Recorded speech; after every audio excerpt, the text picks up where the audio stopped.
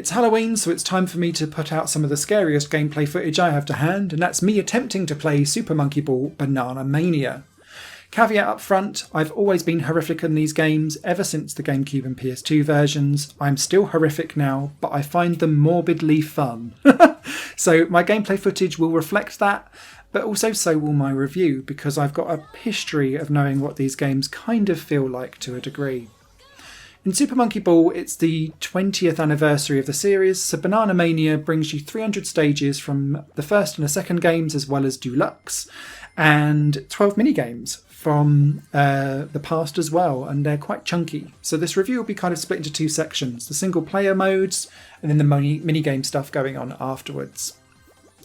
In story mode, the levels are split into groups of 10. You have to clear each 10 for you to then unlock the next group of 10, and they're all themed in different areas with kind of a colour palette change in the background. They're all levels that you should know of if you've played the previous games before, but they're rebuilt from the ground up with a new physics model in, and it's a step improvement from where we've been on Super Monkey Ball games recently. I have to say, it's not as precise as the original games, and it's really difficult to kind of say things like, it doesn't feel like how you expect it to. But in the previous games right at the very start of the series, the controls felt precise and weighty, and they gave you enough momentum for you to play with that momentum as you rolled forward, so that you could make tiny changes on the fly. And over time, Super Monkey Ball lost that ability and things became much more woollier. Thankfully, this seems to be a step back towards precision again, but there's some real quirks with how the physics work in Banana Mania. There feels to me that when you're trying to make a small change with the ball, it's like you nudge. And so it's as if it's too heavy but also oversensitive at the same time. So you can't kind of course correct when you're going across a balance beam. If you're slightly off trajectory, you're likely going to topple over and fall out in a couple of seconds flat. And if you try to course correct yourself, you'll just fly off on the other direction.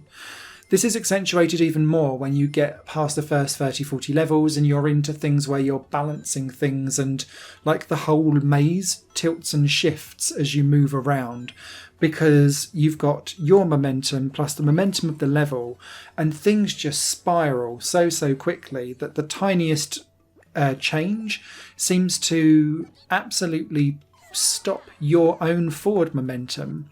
And the world's physics seem to compound and take over and push you where you'd kind of think, but I had full momentum at that point, I'm very confused. Then there seems to be like a really specific speed tipping point where you just overcome everything and blast through the level entirely. And so my experience with Banana Mania is one full of fun and nostalgia and silliness, but also one tinged with frustration, because for me it felt like I could do the same thing twice but not get the same result. And that to me shows that there's still a little bit perhaps too much woolliness in the physics, and it's around that momentum and how your own forward momentum is so overpowered by whatever the maze's momentum is doing at the same time. I hope that makes sense. It's a really difficult thing to explain, because when I think of other rolling ball games, it's just, there's something really weird to it where you just kind of go, well, of course that's how that physics should feel, and that ball it does what I expect it to do. And the problem with Super Monkey Ball is that quite often it didn't do what I expected it to do.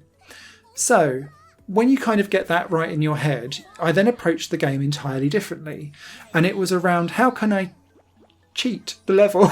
Basically, I'm not proud, but you always do this with Super Monkey Ball games.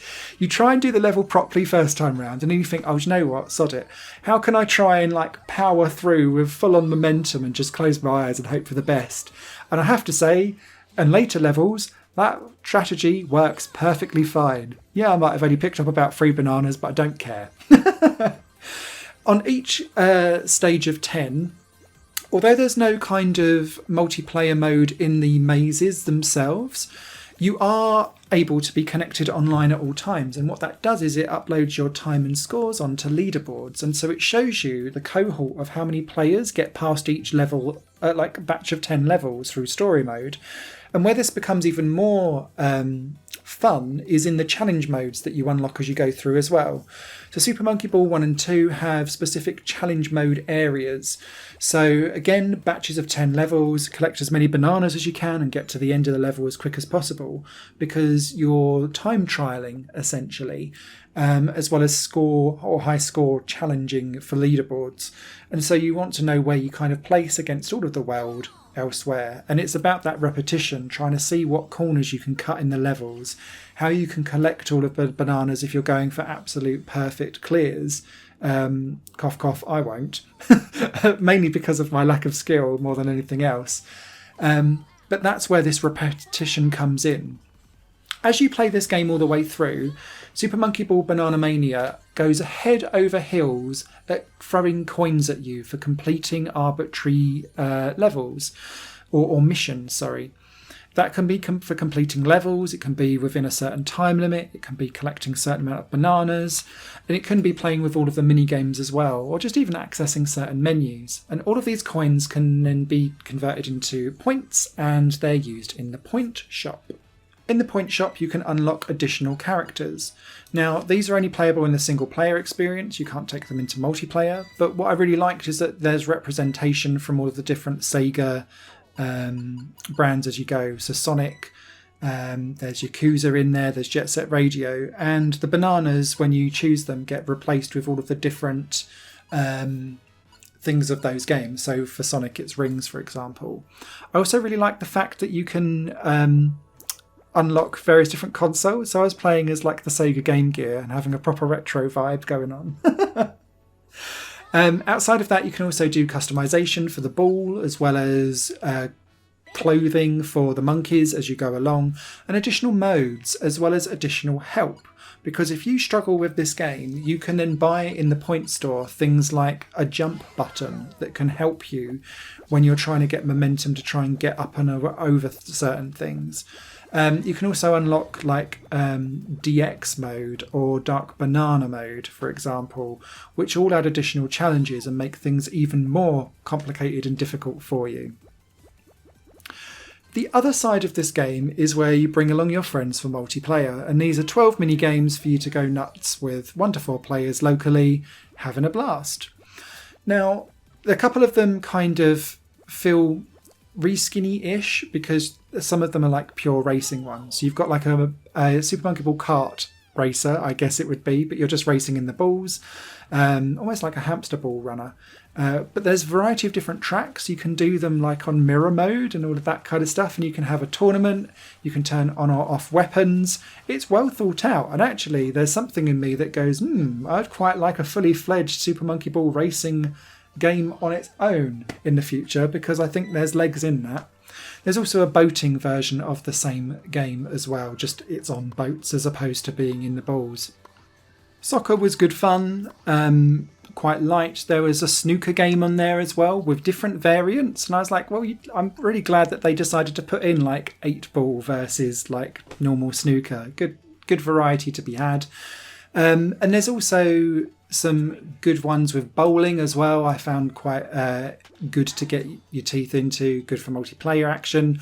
Ones that didn't quite work so well for me were baseball, because it suffered from that physics doing the same thing differently when you feel like you've done the same thing twice. And basically, in the 3 games that we played of baseball, no one ever scored. So I don't know if that was just everyone being terrible. Who knows?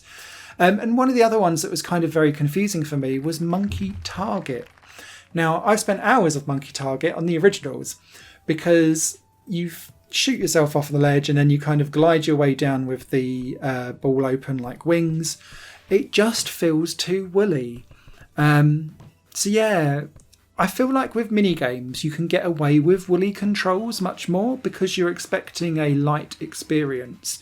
But it feels like this same kind of slightly fuzzy physics affect the mini games that require the precision and control.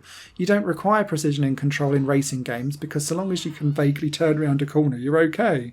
But as soon as you need to land on specific targets or hit certain things, the physics fall over slightly. So yeah, it continues things on as you go along. But having said all of that, I'm just delighted that Super Monkey Ball has had a 20th anniversary celebration. This is by far the best looking, best sounding, and most comprehensive Super Monkey Ball that we've had out for years. I really hope that they continue moving towards this more precise control scheme and physics option, because I think that's really where the holy grail of the series lies. Because for me, Super Monkey Ball has another 20 years of being an iconic cult classic ahead of it if it nails those physics right, and it doesn't need to go away for a decade and then pop out and be like, remember me, we're having a revival. It can be part of the general daily discourse because it's a zany series, fantastic IP, it has tons of potential that just needs that sweet spot tapping, and I really hope Sega can get that narrowed down. Written review will be over on highplayinggames.com. I hope that was informative and interesting. If you liked that and it found it helpful, give us a thumbs up. Cheers all, bye. Higher Plane Games is part of the Higher Plane Network, a completely independent media outlet supported by people like you. The goal is to create the best possible content that cultivates a richer indie scene for games as well as music and entertainment.